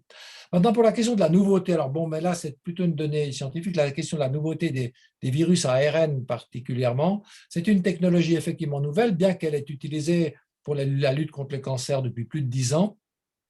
Mais quand on en voit le mécanisme, on se rend compte qu'il n'y a aucune raison de penser qu'il pourrait y avoir des effets secondaires à long terme, puisqu'il s'agit de modifier momentanément certaines cellules des muscles où l'injection est faite et que ça ne va pas plus loin. Donc voilà, mais voilà quelques éléments que je peux rajouter. Merci Bernard. Après, pour ton dernier point, c'est vrai que quand on est scientifique et qu'on a fait des études scientifiques, et ce n'est pas du tout pour nous opposer au reste de la population, on est intimement convaincu qu'effectivement, même ces nouveaux vaccins sont peut-être même moins dangereux que les anciens. Voilà, simplement, ça fait appel à des technicités, à des mots, à un vocabulaire. On parle de génétique, on parle de génome, donc tout ça fait appel à beaucoup de fantasmes, je pense. Enfin, bon, ça, c'est un peu... Il y a une autre question qui est plus une question d'éthique un peu politique qui est posée, c'est en fait pourquoi certains pays de l'UE obligent les touristes d'être vaccinés, sous-entendu, on impose à d'autres ce qu'on n'impose pas obligatoirement à sa population. Alors, je crois que c'est une vraie question politique. Moi, j'ai assisté à un débat à Paris sur ce sujet-là, et il y avait des élus qui étaient là et qui nous disaient « Ah, mais que nous dirait-on parce qu'il y a une petite forme de poujadisme en France. Hein. Que nous dirait-on si on laissait rentrer sur le territoire national des gens à risque et des gens non vaccinés? Et là, j'ai senti dans l'Assemblée nationale, y compris sur des gens très tolérants, des gens très pondérés, qui disaient « Ah oui, oui, c'est peut-être mieux quand même que ceux qui arrivent sur le territoire national se fassent vacciner. » Donc là, on est dans un débat sur un peu le protectionnisme, le patriotisme, je ne sais pas, plein de choses, mais qui fait que finalement, c'est plus facile et c'est une question politique, hein, de dénigrer les droits de l'étranger plutôt que de dénigrer ses propres droits, quoi. Donc, c'est plus facile d'imposer à l'étranger que d'imposer dans sa population. Bon, ça, c'était un premier argument. Deuxième argument, et je laisserai Bernard compléter, il y a quand même eu un argument qui consiste à dire que le tourisme, c'était une forme de chose qui était de l'ordre du loisir. On distinguait le tourisme loisir du tourisme professionnel, hein, si je pourrais dire, qui n'est pas du tourisme d'ailleurs. Donc, le fait de dire à des individus, ben, vous ne voyagerez pas parce que vous colportez potentiellement un virus, est-ce qu'actuellement, en période de pandémie, c'est une entrave scandaleuse à la liberté? Peut-être pas, parce que peut-être que le tourisme peut être considéré comme un luxe à un moment où il y a des millions de morts dans des sociétés. Je ne sais pas. Oui, bon, c'est un luxe qui rapporte à l'économie. Et Oui, de ce point de vue-là, du point de vue de l'économie, le tourisme n'est pas plus un luxe que le voyage d'affaires, d'une certaine manière, dont on peut d'ailleurs aussi se passer. Alors, tu soulignes, à part ça, le côté, disons, on pourrait dire, enfin, patriotique ou quasiment clanique, hein, on pourrait dire, mais l'être humain est ainsi fait. L'idée des démocraties libérales, c'est une certaine idée universaliste qui est très présente en France, d'ailleurs, en général. C'est peut-être pour ça que ça heurte un peu plus quand on ferme les frontières. Mais chaque groupe, dans le fond, essaie de se protéger contre les dangers qui pourraient venir de groupes extérieurs. Et je pense que c'est simplement lié à la façon dont on est psychologiquement construit. Effectivement, l'idée que la maladie pourrait venir de l'extérieur de la part des gouvernants, enfin, ils voient immédiatement qu'ils pourraient être accusés d'avoir pas protégé leur population. Et le rôle d'un gouvernement, c'est aussi de protéger sa population. Le problème est beaucoup plus grave quand il s'agit des migrations, hein, concernant ce type de questions-là et de fermeture ou d'ouverture des frontières. Voilà. Par ailleurs, la fermeture ici est quand même assez poreuse, puisqu'il suffit d'avoir un certificat sanitaire pour pouvoir entrer et sortir. Hein. Mais bon, les pays le font, la zone Schengen le fait, etc. Enfin, il y a comme ça toute une série de barrières qui se sont installées. Et on parle même maintenant d'interdire aux Anglais, puisque ça repart chez eux, l'accès à l'Europe. Donc, c'est une espèce de politique de sécurité sanitaire qui pas très respectueuse de certaines libertés, mais quand même, en tout cas pour l'instant, je pense, dans une proportion relativement modérée. Alors, on a plein de questions qui touchent au quotidien des gens. Alors, il y a une question concernant la vaccination des enfants à partir de 12 ans, mais je vais dire que c'est aussi le même sujet pour ceux en dessous de 12 ans. Et en fait, on nous demande en fait quelle est l'histoire de cette zone d'incertitude. C'est pourquoi on n'a pas vacciné d'emblée. Ben, j'aurais dû le dire tout à l'heure, mais c'est plutôt rassurant le fait qu'on n'ait pas vacciné d'emblée les enfants, tout simplement parce qu'on n'avait pas fait les essais cliniques chez les enfants. Et qu'en fait, comme on est en période de crise sanitaire, on a d'abord fait les essais cliniques dans les populations les plus touchées par la maladie. C'est-à-dire, on a d'abord fait le grand âge, ensuite les tranches de 50 ans, et on est descendu ainsi de suite. Donc, en fait, la raison pour laquelle on n'a pas vacciné les enfants, ce n'est pas parce qu'on pensait que le vaccin était plus à risque chez les enfants. C'est tout simplement parce qu'on n'avait pas encore fait les essais cliniques. Et donc, aujourd'hui, pourquoi la vaccination est autorisée pour les plus de 12 ans? C'est parce que les essais ont eu lieu. Vous savez, c'est assez pragmatique, hein, finalement, la recherche biomédicale. Et donc, les études ayant montré que chez les enfants, eh bien, la vaccination était bien tolérée, ben, maintenant, on propose la vaccination aux 12 ans. Et les études sont en cours pour les plus petits, actuellement, pour les moins de 12 ans. Et on verra à terme si cette vaccination est importante et bénéfique et sans risque. Donc, vous voyez que ça aussi une particularité de la période qu'on vit aussi, c'est que la recherche avance en même temps que le débat public se fait, quoi. Ça, c'est une grande particularité de cette crise, c'est qu'on vit en direct les résultats de la recherche, alors qu'avant, ben, la recherche était faite de son côté, on publiait plus ou moins ça dans des revues, ça prenait 2 ans, 3 ans. Aujourd'hui, il y a un phénomène très synchrone entre le vécu de la crise et l'avancée de la recherche. Donc, pour les enfants, on en est là. Et puis, d'une manière générale, d'ailleurs, chaque fois qu'un vaccin est développée, c'est d'abord pour la population le plus à risque. Pour la grippe, on ne vaccine pas les enfants, hein, en général. Et puis, pour la poliomyélite et ces maladies infantiles, comme on les appelait, ben, on vaccinait les enfants. Hein, la diphtérie, la poliomyélite, etc., qui, Dieu merci, sont des maladies qui ont disparu, qui étaient, il faut le reconnaître, bien plus terribles que même la Covid, hein, de ce point de vue-là. Après, nous avons une question sur laquelle chaque sujet pourrait être une conférence, hein, Bernard. Pour quelles raisons les personnels soignants ne se font-ils pas vacciner contre la Covid-19 ? Ça, il faudrait leur demander, mais il y a ce côté paradoxal que le personnel soignant, c'est le cas en France, mais c'est le cas en Suisse aussi, hein, est un personnel qui se fait peu vacciner, de manière générale. Le personnel infirmier, essentiellement, ce n'est pas le cas chez les médecins, pour des raisons probablement socio-psychologiques, mais que j'ignore.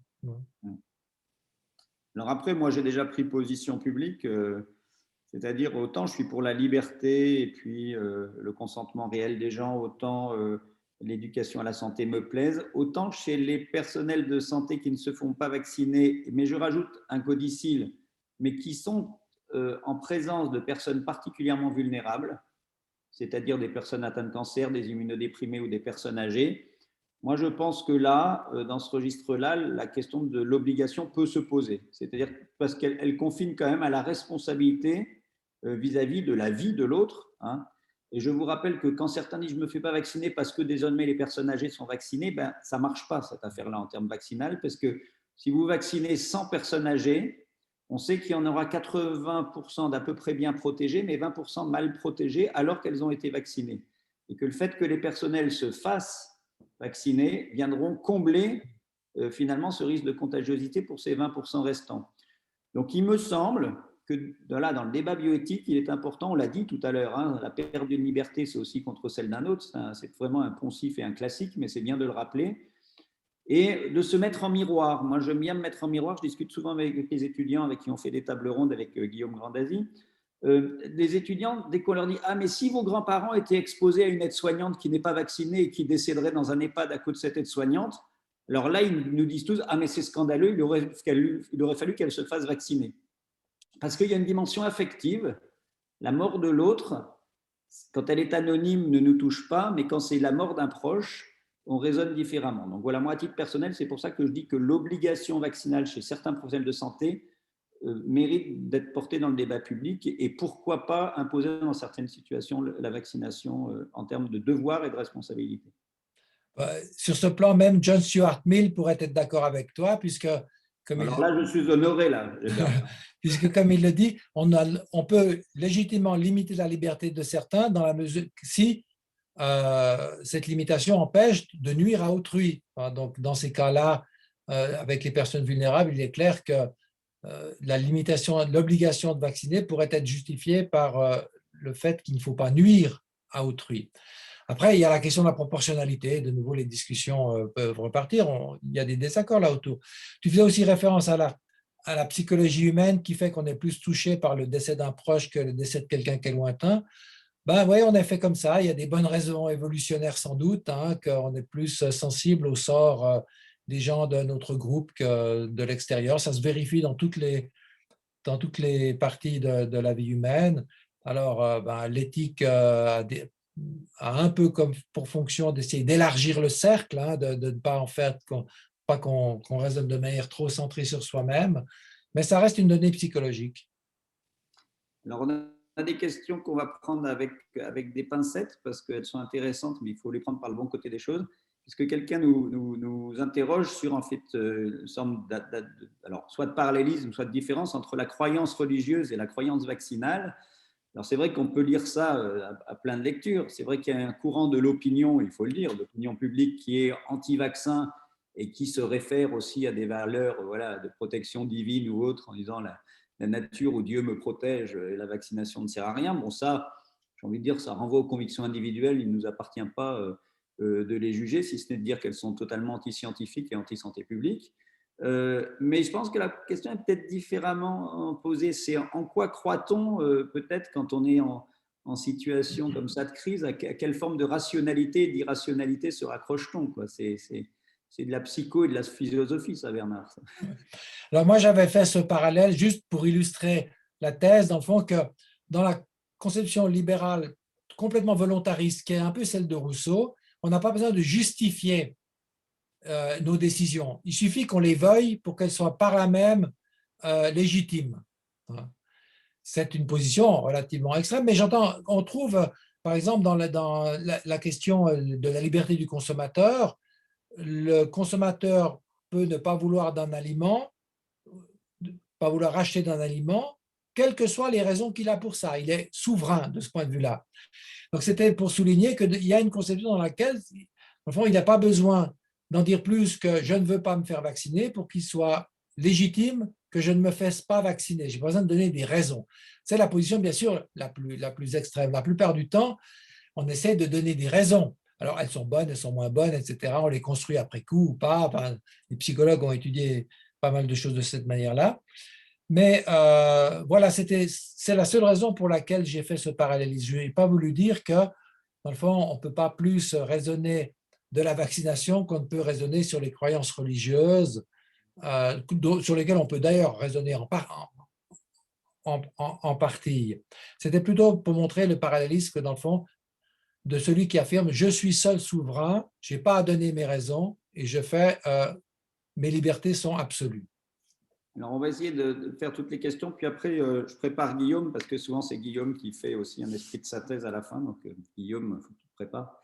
Quelle sera la position des parents si le prochain vaccin touche une population plus jeune? Je pense qu'on va passer très vite, mais on l'a un peu évoqué, puisque c'est la balance bénéfice-risque. La réponse est un peu sous-jacente à la question, c'est-à-dire si demain un variant touchait la population jeune, je pense que les parents raisonneraient totalement différemment, puisque le risque de maladie serait avéré et ils iraient beaucoup plus simplement à la vaccination. Comme l'a dit Bernard, il est humain pour un parent de se demander qu'est-ce que je fais pour mon enfant? Est-ce que je prends la bonne décision? Et si je perds un enfant ou s'il y a un accident sur un enfant, c'est un drame. Donc je pense que effectivement, moi je pense on est assez pragmatique, vous savez, dans la démarche de soins quand on regarde des situations comme ça. Aujourd'hui, on comprend les parents qui ne font pas vacciner leurs enfants. Et puis demain, s'il y a un variant, je peux vous dire que les mêmes parents viendront, on nous demandera la vaccination et on ne leur fera pas la morale. Hein, ce n'est pas notre rôle. On acceptera cette logique, cette démarche qui est finalement un principe de réalité, finalement. Donc là, par contre, on a une philosophe parmi nous qui s'appelle Mylène Gouriot, qui travaille à l'Espace Éthique avec nous et qui nous pose la question que j'évoquais un peu tout à l'heure en introduction. Merci Mylène de la poser. C'est que tout à l'heure, tu as dit que la police était mandatée par l'État pour finalement maintenir et garantir nos libertés. Donc ça, c'est vrai. Je pense que, du moins quand on a une police démocratique et bien organisée, c'est de ça dont elle relève. Mais elle pose la question qu'on évoquait tout à l'heure, qu'est-ce que ça veut dire qu'une société, quand on demande à d'autres citoyens, c'est-à-dire des hôtesses de cinéma, des restaurateurs, des soignants, de devenir des agents de contrôle de santé à l'intérieur de leurs établissements ou à l'extérieur de leurs établissements? Bon, ça existe déjà depuis longtemps. Hein, et les tenanciers de bistrot n'ont pas le droit de vendre de l'alcool aux enfants de moins de 18 ans. On n'a pas le droit de vendre des cigarettes aussi dans les magasins de tabac aux moins de 18 ans. Donc, le contrôle est délégué d'une certaine manière. La responsabilité est déléguée dans de nombreux domaines déjà. Hein. Maintenant, évidemment, là, il s'agit de protection des mineurs. Là, il ne s'agit plus de protection des mineurs, mais protection des majeurs. Il est clair que ça devient délicat. On est tous d'accord que de transformer chaque citoyen en policier, c'est évidemment quelque chose de liberticide, alors au sens fort du terme. Jusqu'où l'État peut-il demander d'effectuer un contrôle à ses citoyens, qui le font d'ailleurs des fois assez spontanément, hein, la morale publique, quelque chose qui peut être des fois assez pesant, est effectivement une question ouverte. Je n'ai pas de réponse absolue. Alors peut-être qu'il faudrait distinguer aussi, est-ce que c'est dans… Oui, parce qu'il s'agit donc de l'espace entre guillemets privé, puisqu'on va demander à un citoyen privé. On ne va pas demander dans les trains aux voyageurs de faire la police, parce qu'il s'agit d'un lieu public. Alors les contrôleurs pourraient peut-être le faire, mais ils sont aussi assermentés d'une certaine manière. Donc là, je pense qu'il y a un équilibre qui peut être assez délicat et je pense qu'il y a un risque quand même effectivement de déléguer les tâches, de trop déléguer les tâches de police à des gens dont ce n'est pas le métier et qui ne sont pas assermentés. Non, effectivement, mais je trouve que c'est bien qu'on soit dans le champ de l'éthique et qu'on parle de la gestion de ce risque, parce que finalement, ce risque, il est incontournable, puisqu'on ne voit pas tellement comment faire autrement, mais je pense que c'est bien que les citoyens soient vigilants pour qu'il y ait d'abus, pour pas qu'il y ait de discrimination, pour pas qu'il y ait de violence, pour pas qu'il y ait de pots de vin, enfin que sais-je, pour dire que finalement, c'est une forme de recommandation de vivre ensemble, une espèce de passeport pour vivre ensemble, et que s'il y avait des dérives, il faudrait les dénoncer, quoi. Je pense qu'il y a ça aussi dans le débat public. Alors, une chose est de dénoncer parce on observe un crime ou quelque chose comme ça. Une autre chose est de faire de la police dans son établissement. Ouais, non, Parce qu'il ne s'agit pas de les dénoncer, il s'agit plutôt de faire respecter le règlement. Là. C'est pour ça que bon, je pense que ça peut aussi faire partie de la pédagogie, de l'accompagnement des citoyens. Et que si on va vers la dénonciation et l'exclusion violente, ça serait problématique. Mais bon, ça, c'est un point de vue personnel. Il y a un commentaire qu'il faut lire, mais qui est intéressant, une personne qui dit, bon, finalement, moi, j'étais contre, mais je me suis fait vacciner pour entrer dans les musées, retourner au spectacle, mais cette obligation m'a paru pénible par rapport à ma liberté de penser et d'agir.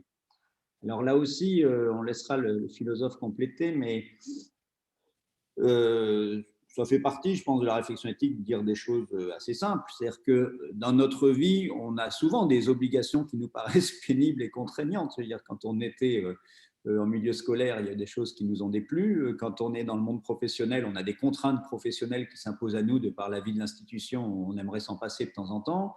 Et puis, il y a effectivement aussi des règles de vie de temps en temps, que ce soit, on le disait tout à l'heure, pour l'alcool, pour les drogues, qui sont contraires et qui font voilà, qui gênent la vie de certains dans leur liberté et dans leur vie privée.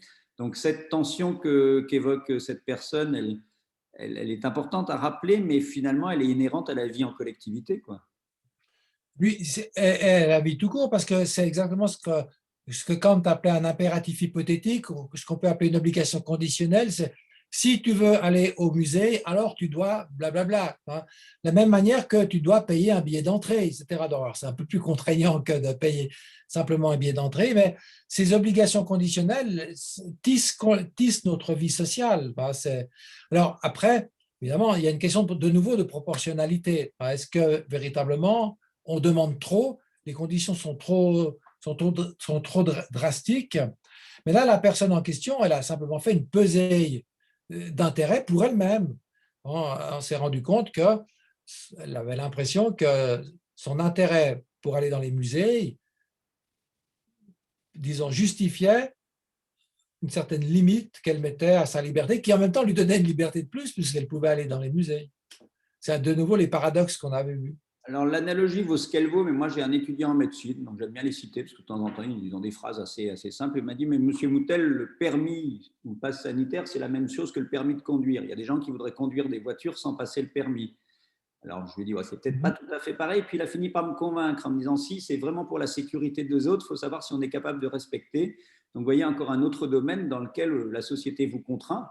Vous n'avez pas le droit de prendre votre voiture sans respecter un certain nombre de règles.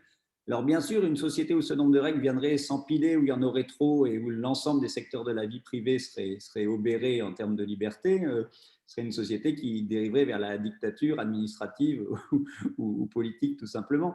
Donc, c'est bien qu'il y ait ces questions et ces vigilances, mais pour dire que, je rebondis sur ce que tu disais, Bernard, ce n'est pas des questions si nouvelles que ça, simplement, c'est peut-être une couche de plus pour certaines personnes qui n'avaient pas envie de la subir, quoi. Et puis, les obligations passées, quand elles sont devenues habituelles, comme le permis de conduire, on ne les remarque plus. C'est ça. On ne fait plus attention, ça va de soi. Tandis que là, c'est nouveau. C'est nouveau et ça nous, dans le fond, ça nous a fait nous rendre compte que vivre en société implique un certain nombre de limites et que les limites augmentaient, espérons que momentanément, mais dans le but, effectivement, de résoudre un problème commun qu'on avait. Alors, normalement, c'est le quart d'heure de Guillaume Grandazzi. Il y a Jacques aussi, Thuyer, qui peut se connecter s'il le souhaite. Parce que sinon, le binôme médecin-philosophe va manquer un de sociologue et deux de société civile. Donc, on vous cède la parole. En gros, on peut se dire qu'on se donne encore un petit quart d'heure, 20 minutes, Bernard, ça va? Oui, c'est bon. Guillaume? Bien. Merci Bernard, merci Grégoire pour ces présentations et ces échanges. Alors, bon, c'est vrai que, pour reprendre un peu ce qu'a dit Bernard, même les tenants de ce qu'on appelle l'éthique minimale, hein, qui repose sur le principe du tort ou de la non-nuisance, finalement accepte un niveau de coercition, puisque l'État est supposé agir pour empêcher quelqu'un de nuire à autrui. Donc même qui sont les plus fervents défenseurs de la liberté individuelle, je dirais, acceptent quand même une limite à cette liberté individuelle dès lors qu'il y a une nuisance à autrui. Alors, je pense qu'effectivement, il y a plein de questions qui sont soulevées aujourd'hui par cette histoire de Covid, de passe sanitaire, d'obligations vaccinales, etc., qui sont pas, pour certaines, qui ne sont pas nouvelles. Et Bernard a bien montré les éléments historiques et les antécédents et les discussions qui existent depuis bien longtemps dans le champ de la santé publique notamment. Après, c'est vrai quand même que d'une part, la question de l'éthique en santé publique est quand même assez récente par rapport à l'éthique médicale ou biomédicale qui date des années 70. Là, on est plutôt affaire à des réflexions qui datent d'une vingtaine d'années, dans le champ académique en tout cas. Et je pense quand même qu'il y a un certain nombre de questions qui se posent aujourd'hui avec la pandémie actuelle qui sont quand même assez nouvelles.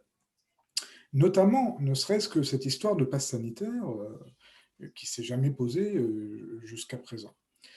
Même si l'obligation vaccinale, par ailleurs, s'est posée depuis longtemps pour bien d'autres vaccins. Alors, bon, je vais me faire un peu, je ne sais pas si c'est l'avocat du diable, mais en tout cas, essayer d'amener quelques éléments, quelques arguments. D'une part, comme l'a rappelé Grégoire, la science se trompe quand même. Il y a quand même des incertitudes scientifiques. Et qu'on peut pas, et c'est le principe même de la santé publique. La santé publique repose sur une forme de rationalité et sur des données probantes scientifiquement, mais il y a quand même des incertitudes qu'on ne peut pas balayer d'un seul geste. Et ces incertitudes, elles alimentent aussi bien des formes d'irrationalité aussi, mais aussi des peurs qui peuvent être, ou en tout cas, des formes de précaution qui peuvent être aussi plus ou moins légitimes et entendables de la part de la population ou des gens qui ne souhaitent pas se faire vacciner, etc. Il y a ce premier aspect. Après, il y a un élément qui me semble, dont on a parlé, mais c'est quand même la question des mineurs, qui me semble un petit peu particulière. Les enfants et des mineurs, moi, j'ai un peu la même position que vous, c'est-à-dire que je ne suis pas complètement défavorable à l'idée d'une obligation vaccinale concernant le Covid. En revanche, je me dis qu'aujourd'hui, on est dans une situation où on met quand même pas mal la pression sur les mineurs depuis que le vaccin est ouvert aux mineurs. Et je pense, en tout cas c'est ma position, encore une fois, je pense qu'on pourrait peut-être, avant de mettre la pression sur les mineurs, mettre davantage la pression sur les adultes. C'est-à-dire quand il y aura un gros pourcentage de la population adulte vaccinée, on pourra ensuite, je pense, ce serait plus raisonnable de ensuite inciter, on peut déjà les inciter, mais être un peu plus incitatif vers les mineurs. Parce que, il y a la question qui se pose quand même du consentement des mineurs, et en discutant pas mal autour de moi et en voyant ce qui se passe, je pense que les mineurs ont une pression sociale, ont une pression parentale, ont une pression familiale, etc., à se faire vacciner. Et je ne suis pas sûr que leur consentement soit toujours sollicité, etc., et recueilli dans les meilleures conditions.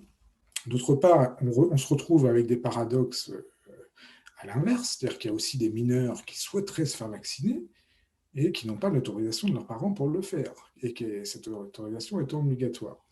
Donc c'est une autre problématique. Et je pense par ailleurs, et le CCNE l'a bien montré aussi dans son avis sur la vaccination des mineurs, c'est que les mineurs ont déjà subi beaucoup depuis le début de la pandémie. Ils ont on leur a demandé beaucoup, ils ont subi beaucoup. On connaît toutes les conséquences aussi, notamment sanitaires, qui se répercutent sur les jeunes. Et ça pose aussi question par rapport à cette question de la vaccination. Autre petit point sur lequel je voulais revenir, alors c'est vrai qu'en santé publique, alors certains auteurs disent que la santé publique est par essence, on va dire, paternaliste. Il y a une forme de paternalisme à vouloir le bien des gens, promouvoir leur santé, etc. Après, il y a quand même pas mal de travaux qui montrent qu'il y a quand même des niveaux. entre un paternalisme doux et bienveillant et un paternalisme dur et très coercitif. Voilà, il y a quand même plein de paliers, plein de possibilités. Et je pense qu'effectivement, si l'obligation vaccinale en France n'a pas été longtemps considérée comme une option tenable, parce que d'une part, je pense qu'il y a plein de professionnels de santé qui n'auraient pas été très favorables à vacciner des gens qui n'étaient pas consentants.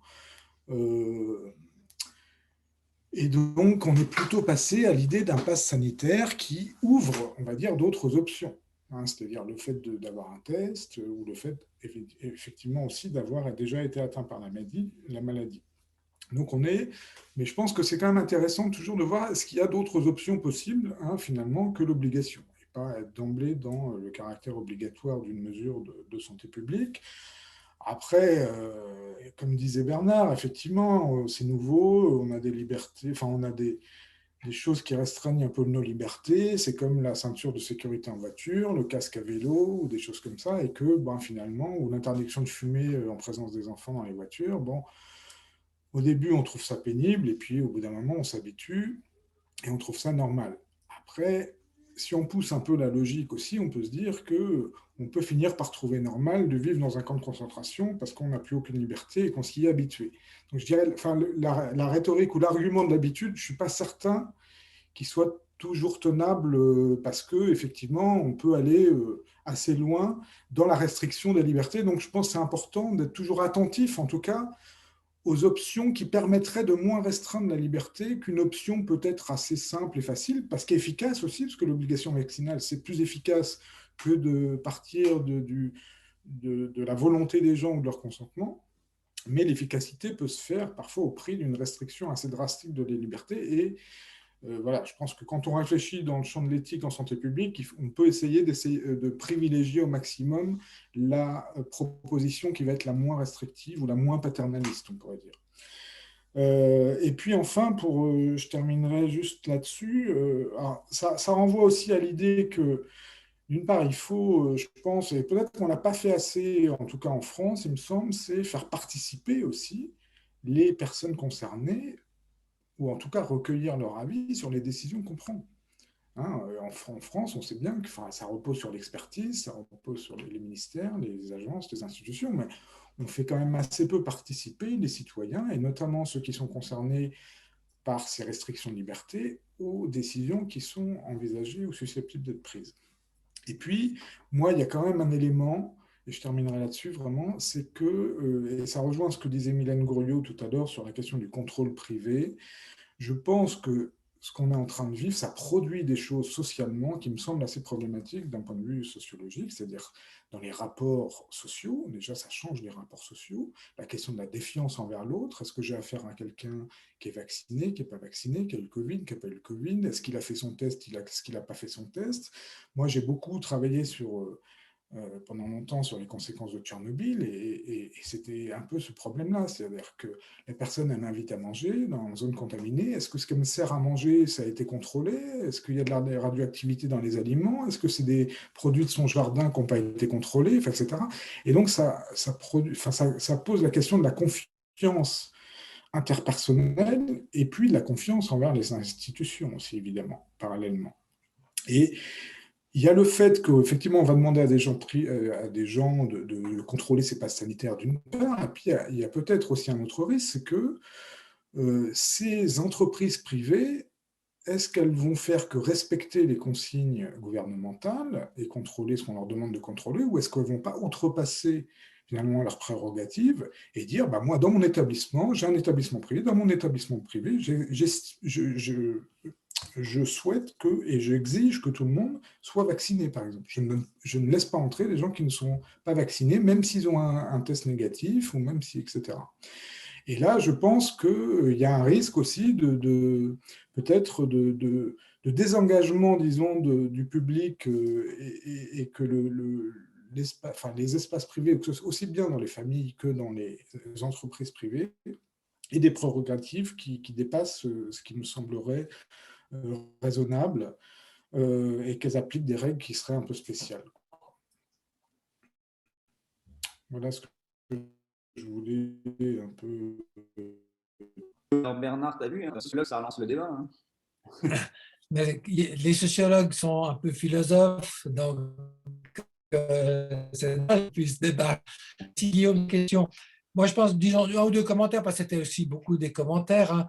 Moi, je suis très insistant sur la vaccination des enfants. On ne peut pas s'empêcher quand même de penser qu'on pousse la vaccination des enfants parce qu'il n'y a pas assez d'adultes qui se sont fait vacciner. La réponse en général, c'est généralement pas du Covid. C'est possible, mais je me demande si 100% des adultes s'étaient fait vacciner, si on parlerait de la vaccination rapidement. Ça me gêne effectivement. C'est lié infantile, hein, c'est clair. Oui, Jacques, est-ce que oui, on mais cède je la parole? voulais mettre un peu dans le débat quelques chiffres aussi, puisqu'en fait, sur l'obligation vaccinale, on a eu en 2018 une évolution de l'obligation vaccinale pour les enfants. On est passé de 3 vaccins à 11.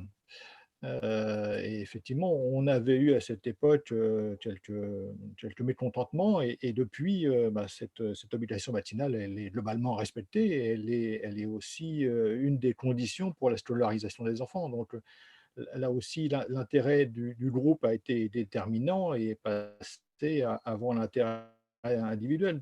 De la même, on peut s'interroger sur comment s'enrichir de l'intérêt du groupe lorsqu'on refuse le vaccin et aller chercher le groupe quand on déclare la maladie.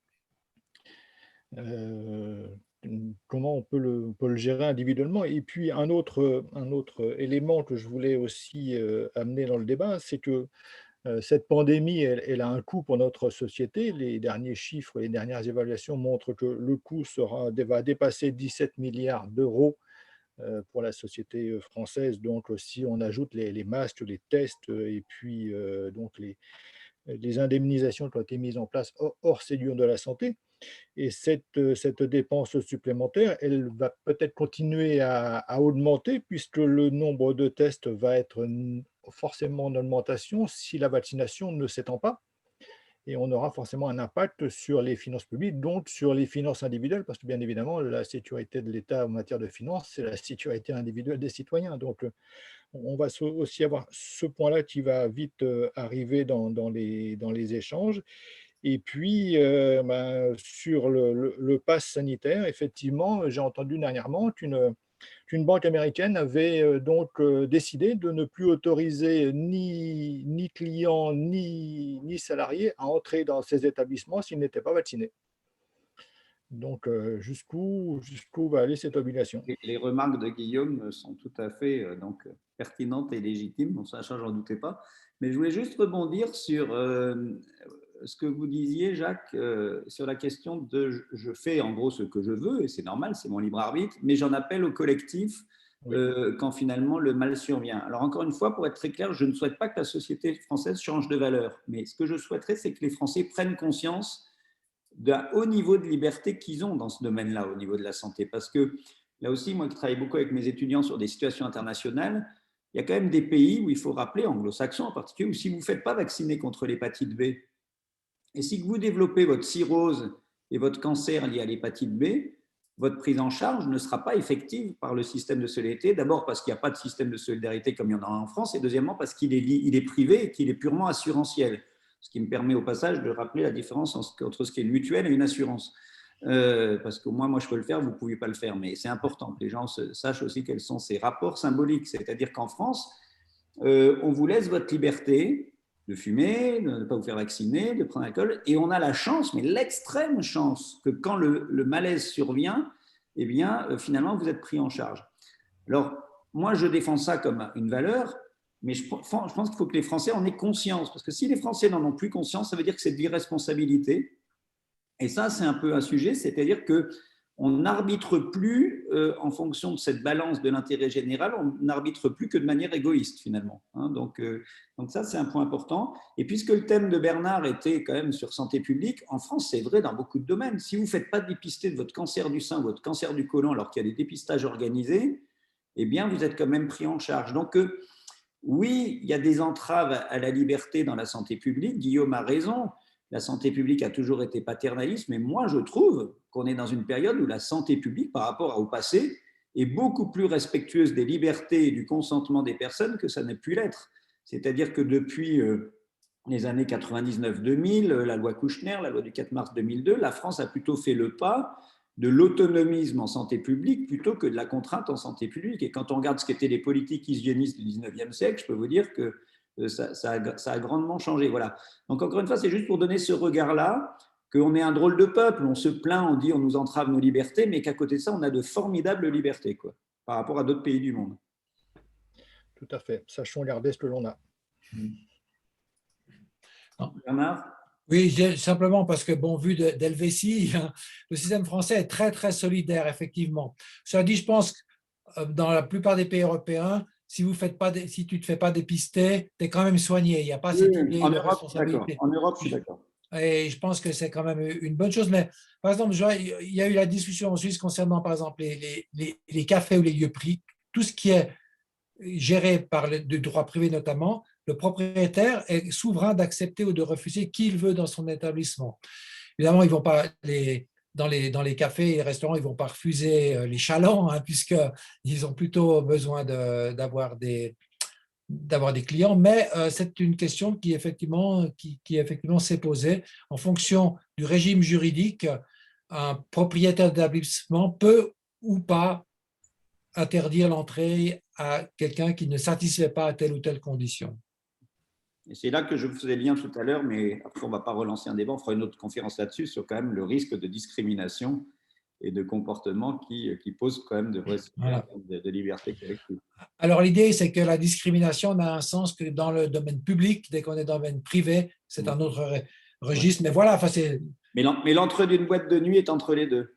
Tout à fait, exactement. Il y a des cas, comme toujours, on discute sur les cas qui rentrent mal dans les cadres. Ouais. Voilà. Est-ce que vous trouveriez indécent qu'on dise qu'on a passé un bon moment tous ensemble et qu'on a eu une belle discussion et qu'on se dise que, comme il est 20h11 et qu'il faut manger et qu'il y a un match de foot France, la seule différence entre Bernard et moi, c'est que moi, j'aime le foot.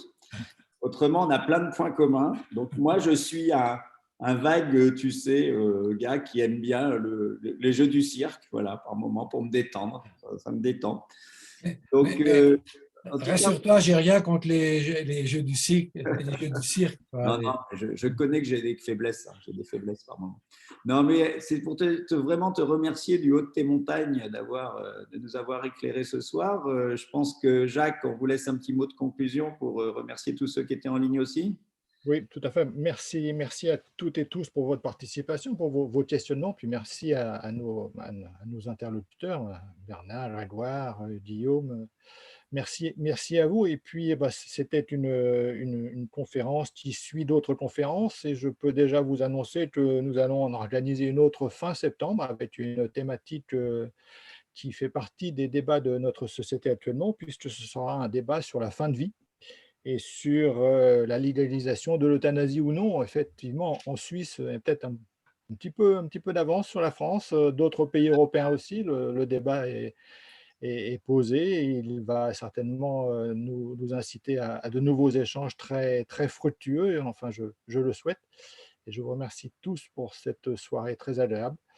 Et je ne vais pas prendre davantage de temps avant le match de foot et puis vous remercier tous et vous souhaiter une bonne soirée. Bon, et vive la Suisse. Merci et bonne chance pour le foot. Je pense, Grégoire, que tu ne risques pas trop d'être déçu ce soir. Mais bon. On ne sait pas. La vie est pleine d'incertitudes. La vie est pleine d'incertitudes. Exactement, et c'est ce qui fait en partie son charme aussi.